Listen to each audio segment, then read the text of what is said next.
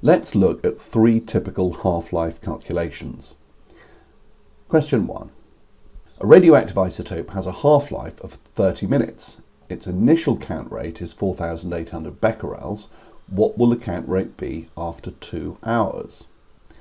So we're going to answer these questions all in the same way, and what we're going to do is we're going to start off by doing a little table, and that's going to say half-lives, time, and then the quantity, which in this case is the count in becquerels.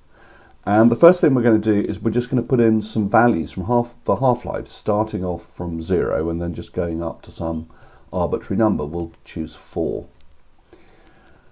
The initial count rate is 4,800 becquerels, and we want to find the count rate after 2 hours. Well, 2 hours is 120 minutes. So let's just go up in time up to 120 minutes. We know we start at 0, and then it goes 30 minutes, and then 60, 90, 120, and then we're there.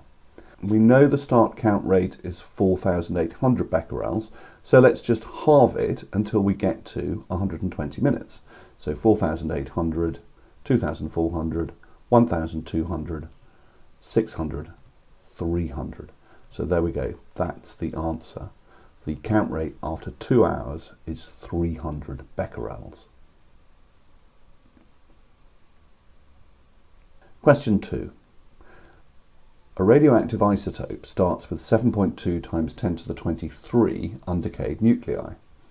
After 10 days, there are 1.8 times 10 to the 23 undecayed nuclei remaining. What is the half-life of the isotope? So we'll just have the same approach. Let's just do our table, half-lives, time, and in this case, the quantity is nuclei, undecayed nuclei. Obviously, it's only the undecayed nuclei that you're worried about. The total number of nuclei stays the same. So let's put in some values for half-lives, up to 4. I mean, if we needed 5 or 6, that would be fine. We could carry on going. So we know how many nuclei we start off with. That's 7.2 times 10 to the 23. We'll ignore the times 10 to the 23s. And we're just going to halve it until we get to 1.8. So 7.2, 3.6, 1.8, and we're there.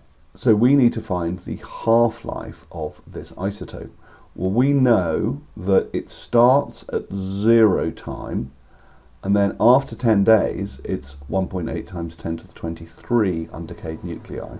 So we have a sequence that goes 0, blank, 10, and you should be able to see that the blank is 5, because 5 minus 0 is 5, and 10 minus 5 is 5. In other words, the half-life is 5 days. Question 3. A sample of a radioactive isotope was left for 42 days. After this time, the mass of undecayed atoms was 45 milligrams.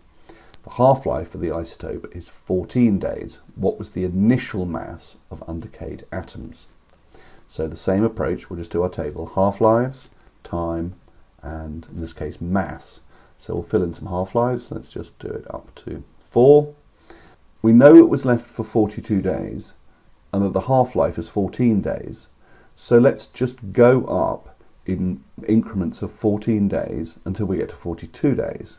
So we start from 0, 14, 28, 42, and we're there. We know that the mass of undecayed atoms was 45 milligrams after 42 days. So we can work backwards along the line. We'd have to halve 90 to get to 45.